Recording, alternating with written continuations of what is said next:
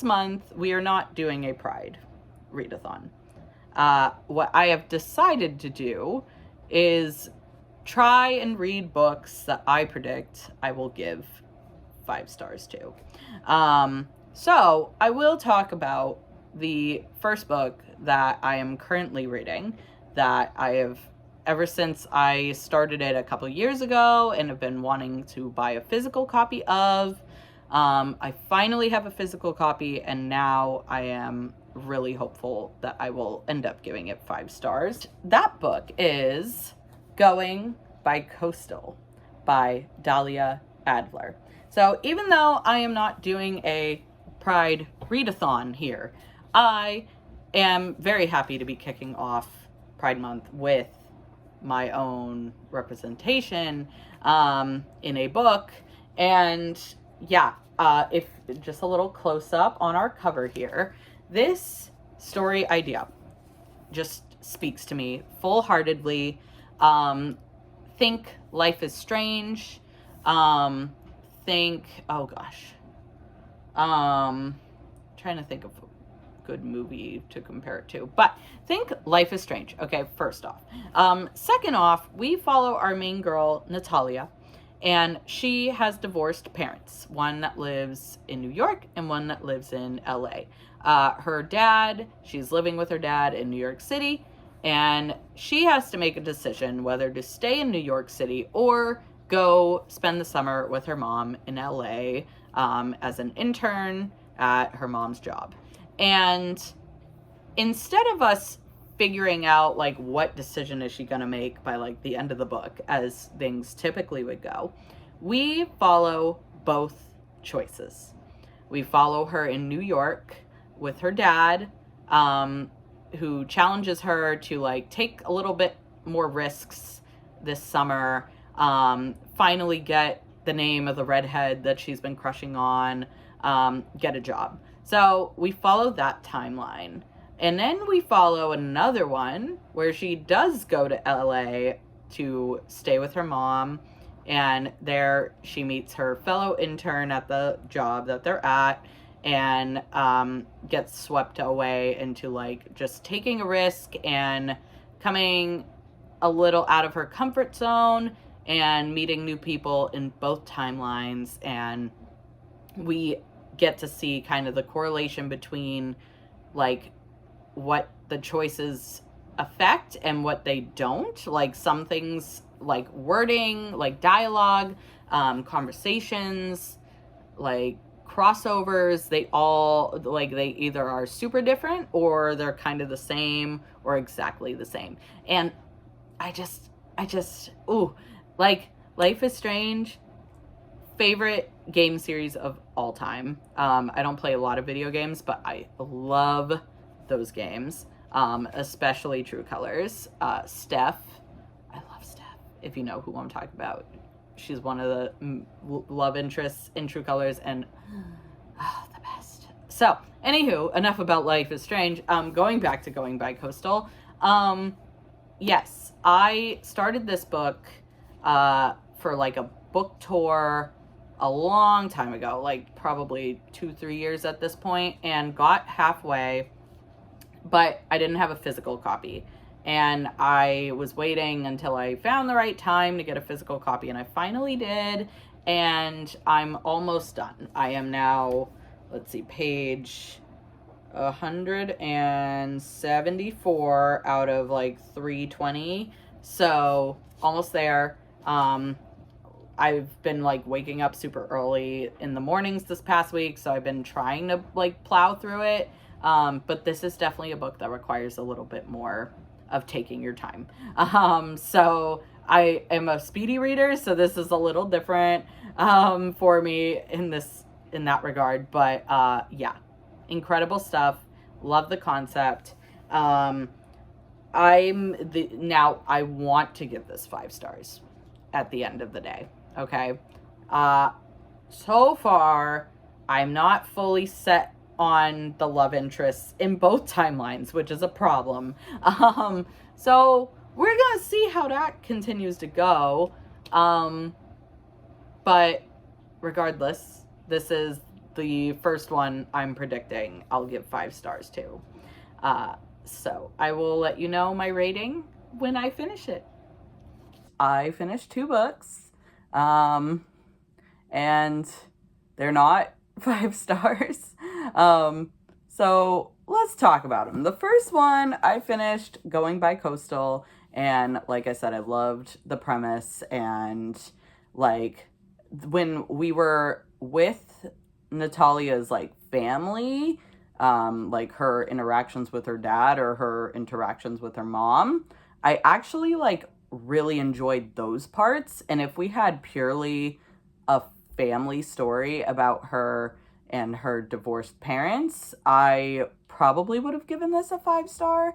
The thing that deducted points, like I gave this 4 stars, so I still really enjoyed it, but I didn't like either love interest. I thought that there was kind of like unnecessary spice, and I feel like we're experiencing that a lot with young adult books recently, where we can't draw the line between like adult and young adult anymore, and we're like just filling young adult stuff with spice that doesn't belong there. Almost like in my last video when I was talking about finding Prince Charming. But like those characters were definitely older, and I think Natalia's 18, so yeah. I mean, if you're going into this expecting like a young voice, no, like 18 years old, so we are gonna have those first experience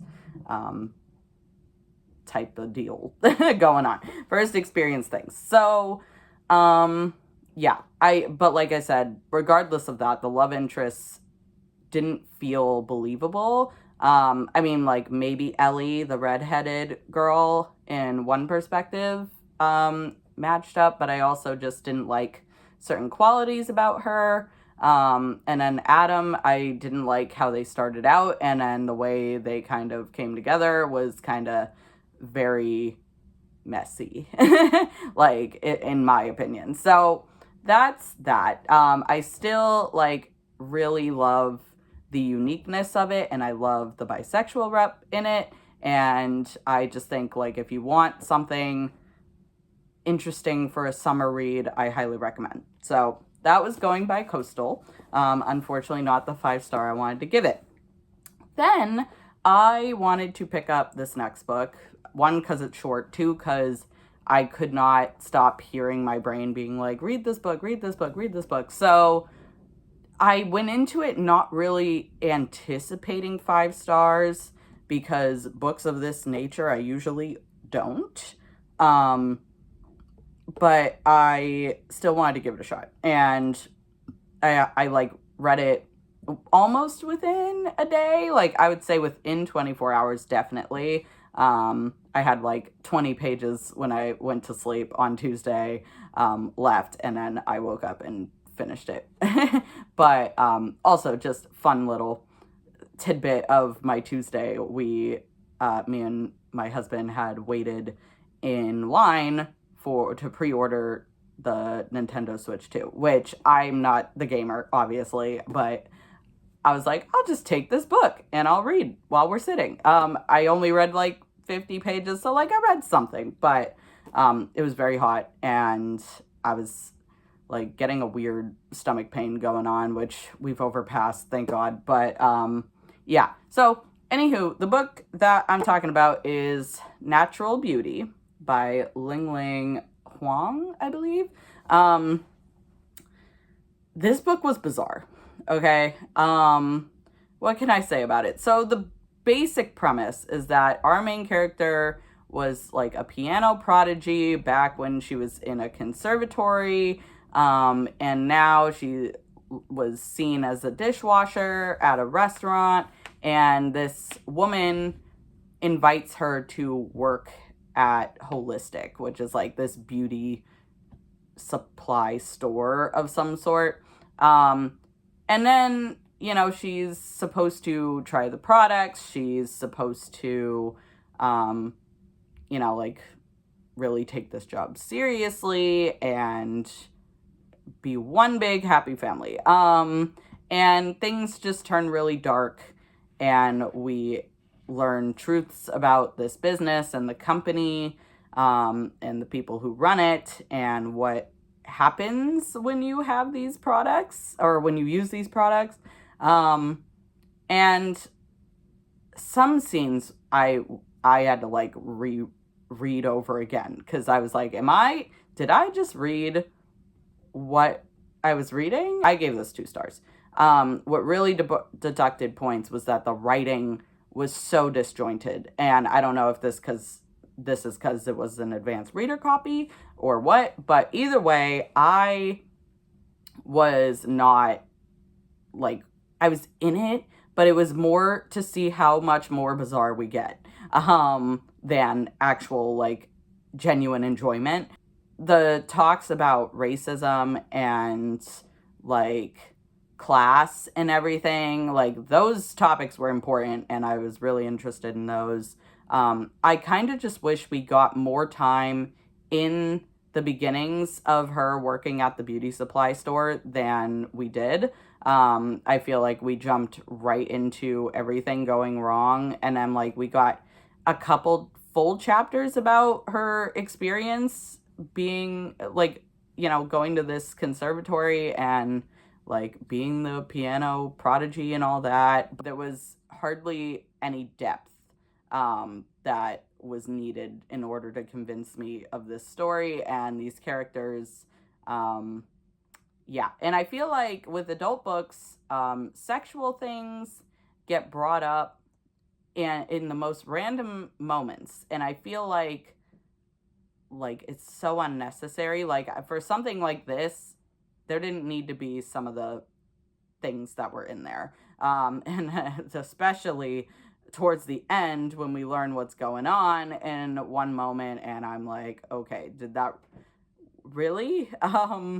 So this was a flop, and I'm definitely unhauling this. I mean, this is just my own personal opinion. If you enjoyed the book, awesome. Like, I think it has some qualities to it that are likable. Unfortunately for me, it just didn't work out. So I'm gonna unhaul it. Where we left off, I don't even remember what I last updated you all on. I am halfway through The Pairing by Casey McQuiston. I'm really enjoying it so far. But what's happened in the last week or so is that my car was having trouble. It's still having trouble. So I'm still having to deal with that. Early last week, I think, after I finished Natural Beauty, I tried getting into like 5 different books and nothing was sticking. And then that's when The Pairing finally got me. So that's what we're in the middle of. And it's really good. I will get more into the synopsis when I'm done. That's where we're at. I have 200 pages left. My hope is that in the meantime, before my husband comes home, I can read and hopefully finish it. Just finally take some me time to finish it. So that's the plan. But I also wanted to hop on and share some book mail that I got today at work. Let's start off strong with an ARC copy of Sisters in the Wind by Angeline Boulley, and this comes out in September, and this is her 3rd book. You would know her as the author of The Firekeeper's Daughter and Warrior Girl Unearthed, and I read both of those, and an ARC copy came in today of this beauty, and I'm very excited. The tagline says that this is a new mystery about a foster teen who's claiming her heritage on her own terms. So I'm very excited about this one. I don't think I'll read it in this challenge, but there's that. Another one that piqued my interest that was in our ARC pile is called Lucky Girl by Ali Tagoldakis, I believe. And like, zoom in on that. This looks super intriguing.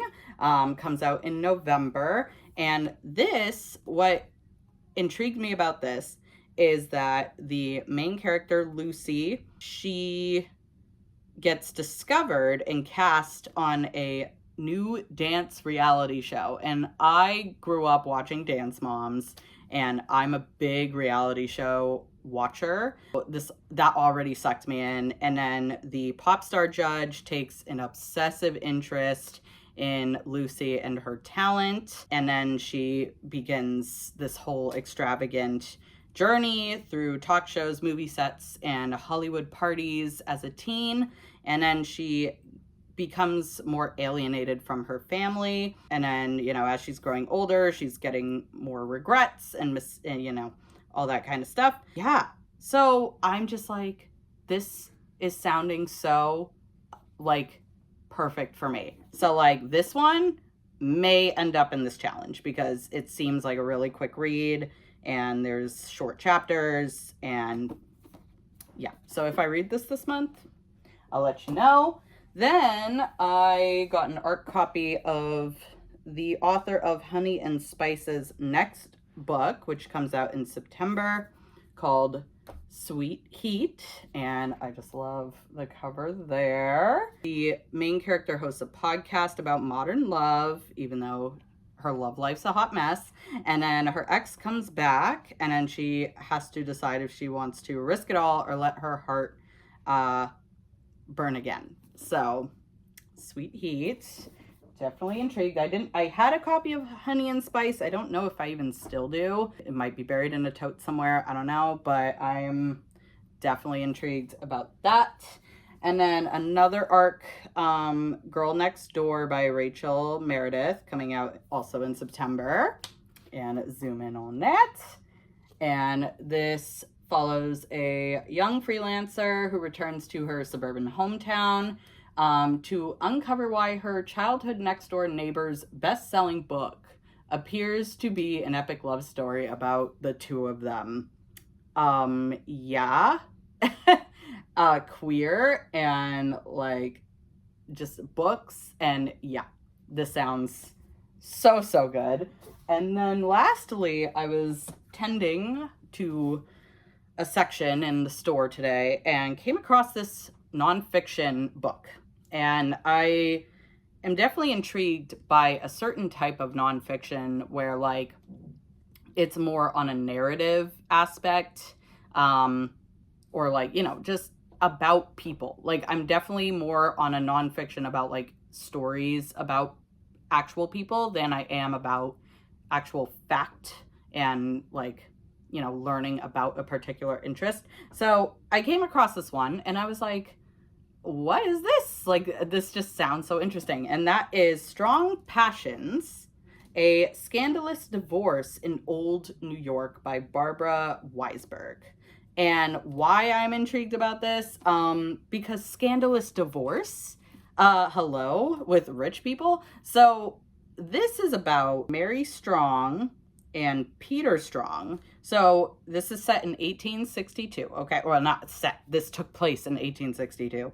And Mary stunned her husband, Peter, by confessing to a 2-year affair with his brother, okay? And then Peter sues Mary for divorce for adultery. But then she accuses him of forcing her to have an abortion. And then he had his own affair with the abortionist. And then she kidnaps their young daughter and vanishes.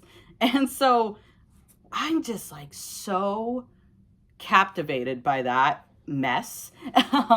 And this came out last year, and I'm like, I'm so surprised this missed my radar because I've been with the store well over a year in all of 2024. So either way, if I read this, I'll let you know. Maybe I'll do like a nonfiction challenge month. I got a couple. I have this one now. I have Disability Intimacy, and I'm sure I could dig up a nonfiction somewhere else in my massive pile of things. So that's the haul.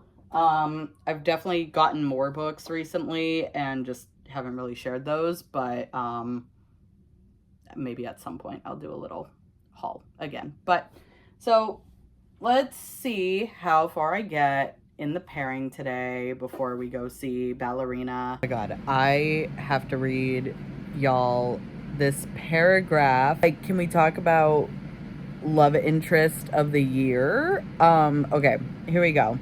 An expression of delighted awe dawns on Theo's face, and in it I see layer after layer, old self after intermediate self after current self. The Theo I met as a child, and the Theo I got to call mine, and the Theo who fills her own body. They're all here, hanging in the air, harmonizing with one another. Maybe they're always here. Maybe she feels so familiar and so new to me now because I'd heard the beginning note but not the completed chord. I knew her before her arches had points, before the paint to finish her had been invented. What a wonder, what a miracle, somehow. More of her. Oh my god. So good. We have successfully finished 2 5-star reads since we last spoke. So, those being The Pairing by Casey McQuiston. I am definitely going to continue reading everything that they write. I've read all of their work so far, and, now with this, and I am very, very pleased. We follow Theo and Kit as they used to have a relationship, but now 4 years later, they are broken up, and they both collectively decide to take part in the international food and wine tour that they didn't get to go on together when they were a couple. And then they reunite on the bus for the tour. And we follow their kind of dance throughout the countries or cities that they're going to. We're talking like Paris, we're talking Italy, we're talking like just, it's a European food and wine tour. And I would love to do that one day. After reading this book, it just sounded so incredible. But I especially halfway through the book, we change perspectives in a way that I didn't expect. And just, you could tell that one of the characters is such a simp for the other, and it was so adorable. And like, you heard me read a part in this book, but there were like so many quotable moments in the second half of this book that I was literally reading them to my husband of like, listen to this. Like, this is what romance novels should be like. So, for someone that doesn't like romance very much, but gave this one 5 stars, that is saying something. I highly recommend this. So check this out for sure. Glad we finally got our 5-star read. And honestly, I kind of wasn't expecting to give it 5 stars when I picked it up. So there's that. But a book that I really hoped I was going to give 5 stars, and I did, is Bloom by Delilah S. Dawson. Now, this is very short. It's 200 pages exactly. And what sold me on this was I was watching, I think their account is A Cup of Wonder or like something like that. But there is a booktuber who does these like plates of food and drinks like tea and coffee and everything, and they aren't verbally speaking, but they have captions at the bottom of their video explaining what the books are that they're picking depending on a certain theme. And this one came up under their summer horror recommendations video, and yeah, highly, highly recommend. What sold me on it is it's girl meets girl at a farmer's market, okay? And the love interest sells soaps and cupcakes and other things of that nature. And Ro, our main character, starts meeting this woman over time, and then, starts kind of forming starts building an obsession about her in a way, and then a relationship, and then things go awry, very awry from there. And the way that my reading experience was going, I read this in one day because I was just desperate. I was like, I need to know what happens in this. And then I was like, oh, is this going to go where I think it's going to go? And it does. However, the very last page completely threw me for a loop. And I literally was there gasping at like midnight, being like, holy F, what did I just read? And that ending is what gave it 5 stars for me, because I was just like, oh, this is like good, but it's not like wowing. Like I'm not like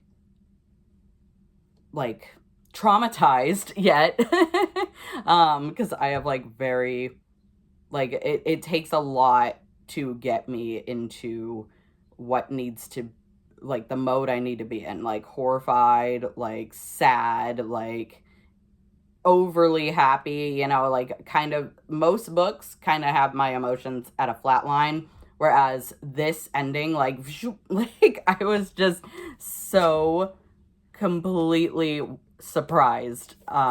So yeah, Bloom, yes, if you're a horror lover, if you want a sapphic horror, and you know, something like cottage gore, cottage gore, oh my god, you know what, yeah, cottage gore, let's go with that. Okay, that's the new term for cottage core horror, cottage gore. Okay.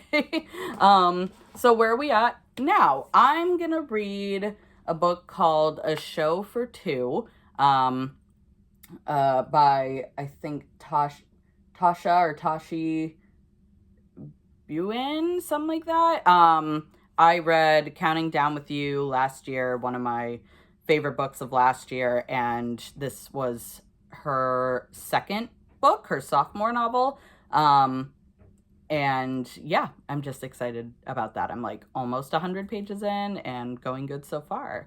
So there's that. Yesterday I met Dahlia Adler as well at an author event, and that was really incredible, especially since I was talking about going bi-coastal in this video. So I'll throw up an image here. Very sweet. And then Jennifer Dugan as well. I met her too. Haven't met her before, but know that she's local to my area. And just so hilarious. Like I literally could watch like a comedy show with the two of them or a podcast. And yeah, so there's that. There's a book club for the pairing tonight, but I don't think I'm going to be able to make it or participate, which is really sad because I really would love to talk about it and hear others talk about it. But yeah, fun stuff. And I'm going to finish my laundry and then maybe grab a drink at the local and then head into work. Thursdays are cursed, I swear. Today was wild at the store. Power outage, those are not fun. But here we are. So hopping on to tell you about the last book I finished. And it was not a 5-star, but it came very, very, very close. So that is A Show for Two. And this was adorable. For this being, I believe, her second book. Amazing. Most authors do not succeed at having a great second book, so props. I loved, so this, we follow Mina, and she wants to get into USC, and she wants to pursue her dreams of like being a director, I believe. And then, you know, she wants to really win this film competition, but the way that she could really increase her chances is if she has a celebrity on the short film. So then she bumps into this guy who's really rude to her at their first meeting, and it turns out that he's a famous indie actor, Emmett Ramos. And so we follow the fact that he secretly enrolls in her high school, and he's like observing American high school for a role. And this is inspired by the fact that Tom Holland himself enrolled in the author's high school secretly in prep for Spider-Man. Very, very cool, like, parallels there, or not parallels, I mean, you know, she wrote it based on actual life situation, or an actual situation.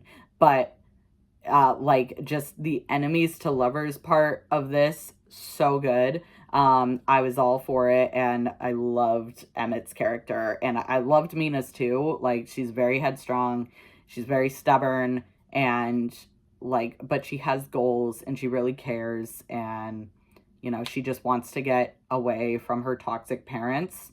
And seeing that dynamic a ton in this book was really good. I think that just witnessing the reasons why they are bad and understanding that, like, all parents are not perfect, they make mistakes, they can be really terrible to their children, and there's really no excuse for that. So I loved that kind of like highlight in this book. And then it was just so good. It was so good. And they make a deal where Emmett will be a part of her film if she takes him around New York City for a photography competition that he wants to win. And yeah, no, I highly recommend this. And the reason why I didn't give it 5 stars is because I'm a little petty. And so there was some scenes towards the end where I was like, couldn't be me. Could not be me. And like, is that really something I should take against the novel? Not necessarily, but I'm also like, I love stories where it's doing things, or like the characters are doing things that I find reasonable. So maybe that's my toxic trait. But anywho, we really enjoyed this, okay? So a show for 2.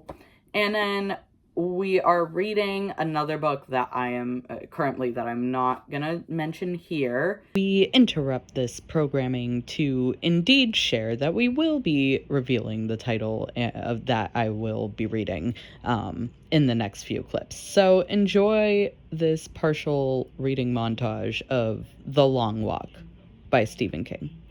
I am reading my first ever Stephen King novel. And I feel like a lot of people have their opinions on where to start, but something about this one in particular grabbed my attention immediately, and that's because it's getting adapted into a film. I believe in September it comes out, and that is The Long Walk.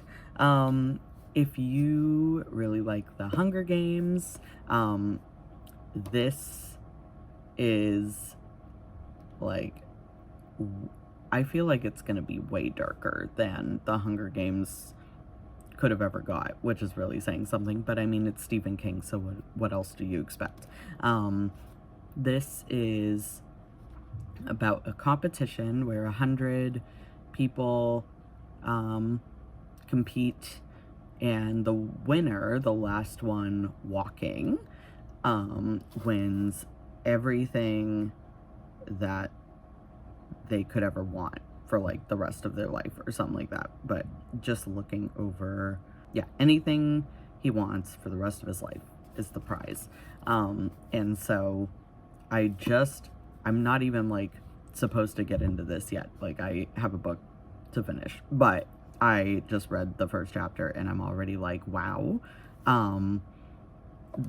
He wrote it as Richard Bachman, so, and I think he wrote this when he was 19.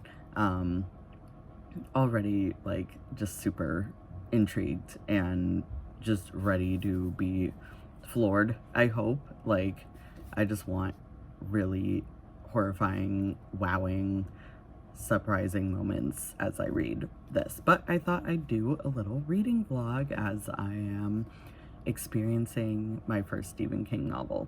So I'm taking you all on the ride for that, and hopefully I keep you updated as I read and don't just like speed through this and then update you guys. But chapter 1, this book is 391 pages, and there are 18 chapters, so 17 more to go. Let's get into it.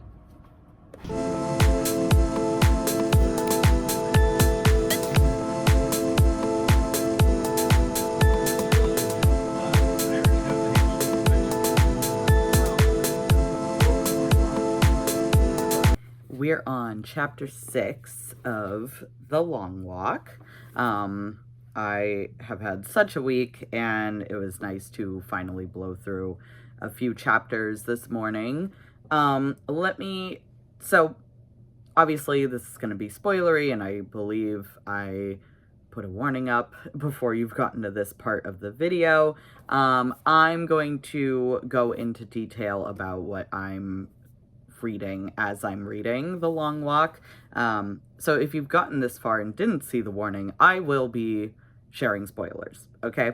So now that we've got that out of the way, let's get into it. We have our main character, Garrity, who I believe is 16, and as we're going into the beginnings of the walk, I'm definitely getting a feel that the character, the Major, is like some kind of icon, at least to the people in this competition, where it almost seems like they want his praise as they're going along the walk. He only makes one appearance, and he's like doing a speech for the boys, and then he really gets them like kind of motivated, and they really want to like talk and interact with him. And even in the beginning, when they're getting their numbers, they're like, oh my god, the Major said this to me, almost like a celebrity. So I'm wondering what the background is on the Major. But Garrity is our main character, and he's at this point definitely losing his mind a little bit. Like, you know, they've been walking since the morning, and now it's midnight. I believe that concludes the first day of the walk. There's no breaks, so, you know, they're just still walking for hours and hours and miles. And there's descriptions of the walk, like it seems like a straight shot primarily. Now they're in Maine, which is where Garrity lives. And then we've lost probably about 12 out of the 100 boys. I don't think any girls are walking. I think it's only boys. And something of note that Ian Goobly, specifically, that booktuber that I really love watching, that really likes Stephen King, something that he's mentioned and what I've heard other people that are fans of Stephen King mention is that he kind of throws unnecessary sexual scenes into his books that have no relevance to the plot. And in this, every chapter so far has had something of mention regarding women and their bodies and like sex and everything. And so that has been kind of throwing me off a bit. But then I'm also like, if I were to put myself into the brain of a teen boy who has a girlfriend, but I don't know, it's just odd. I'm like, I can understand how train of thought kind of tracks into that at moments, and like they're just walking and they're not talking all the time, and they're seeing people on the side of the road, which I thought this was just like some weird dystopian where like no one's allowed to be on, like cheering them on or anything, like a deserted kind of walking path. But like, you know, seeing girls, seeing women and teen boys, I don't know, I'm just like, I kind of understand, but I also would be fine without any of that in this book. So that's my little tidbit there. But we have McReese, who seems like he's the key side character of this story. Garrity and him talk throughout the walks, and then there's Stebbins, who's a very quiet, observant oddball, and then we have I believe Barkovich is one of the characters, and he's a very outspoken oddball. And a key thing about his character is he says he would dance on many graves at the end of this if he won. So there's that. And then we have Olsen, who's like the other key side character, but he's very quickly going off the rails. Like, I do not think that he'll survive long in the next couple chapters. And yeah, I mean, Garrity's character, I don't know what the motives are yet for him partaking in this competition, and I wonder if we'll see that.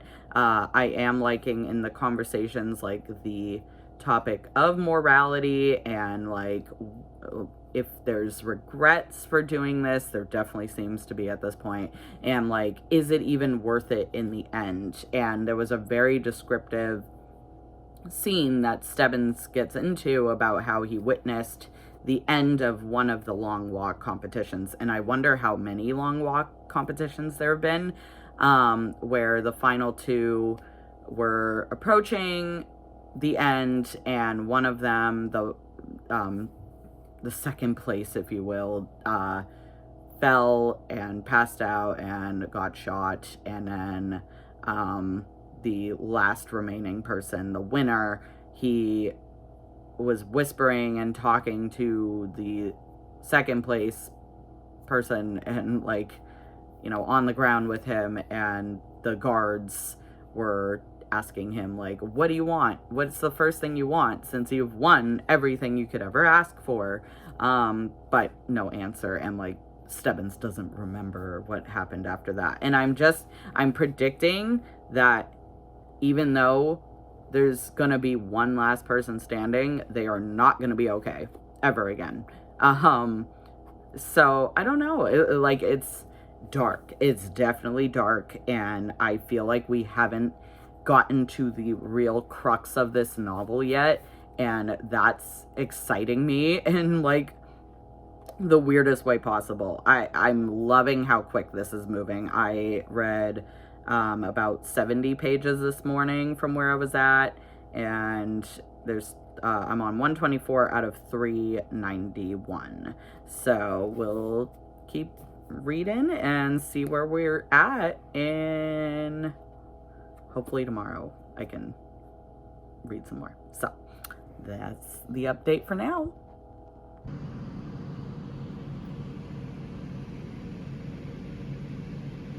Was good, y'all. I am at a Barnes & Noble.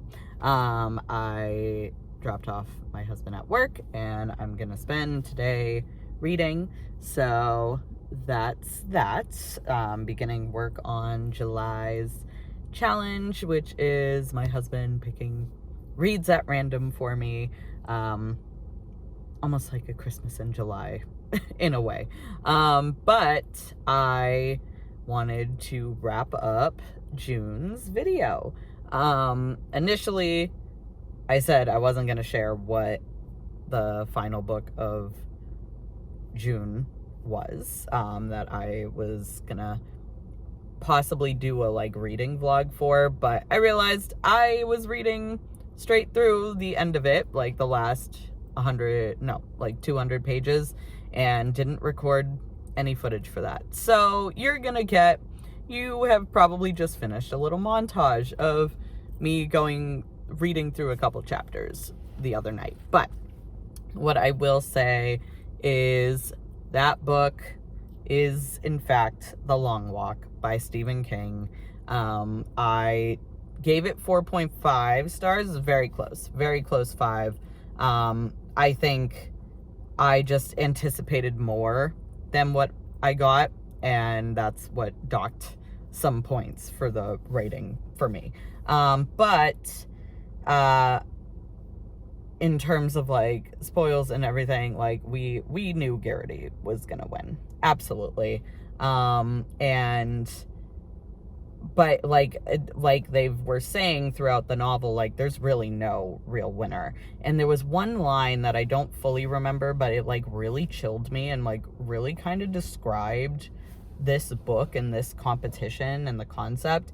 I think it was McReese talking to Garrity one point, and he said like, you enter this challenge because you want to die, or something like that. And that was just like so jarring and like in like the most impactful way.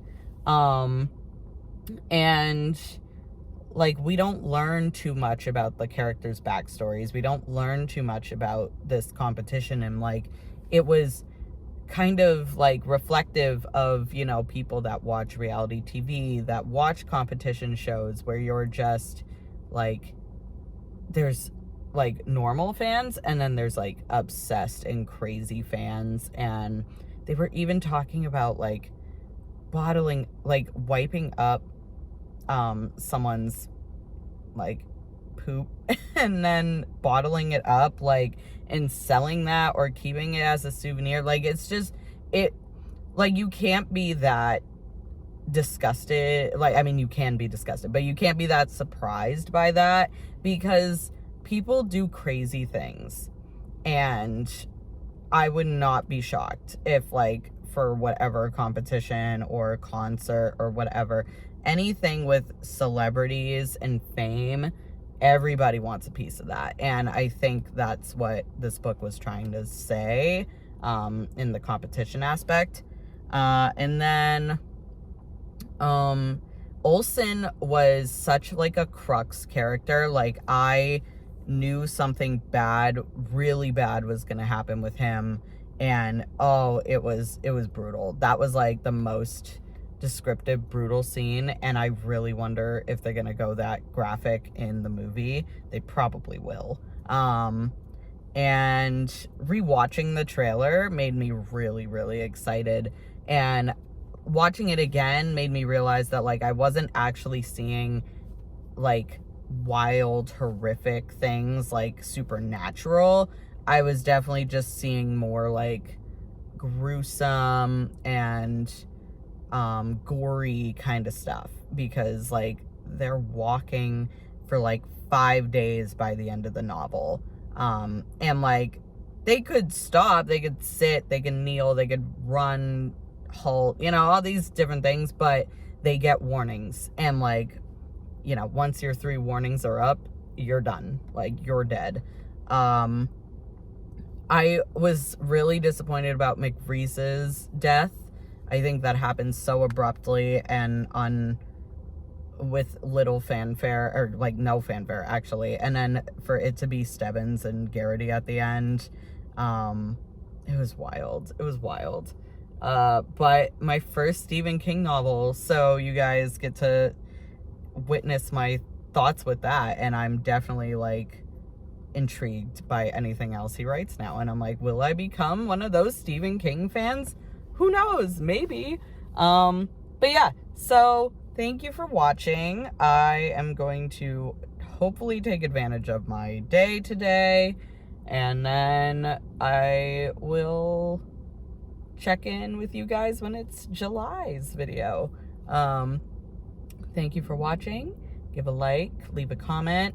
Tell me if you want to get into Stephen King. If you have, where should I go from here? And if you feel like there's some books that you've given 5 stars to recently, also leave that in the comments. I'd love to know what, you know, you've given 5 stars. So thank you so much.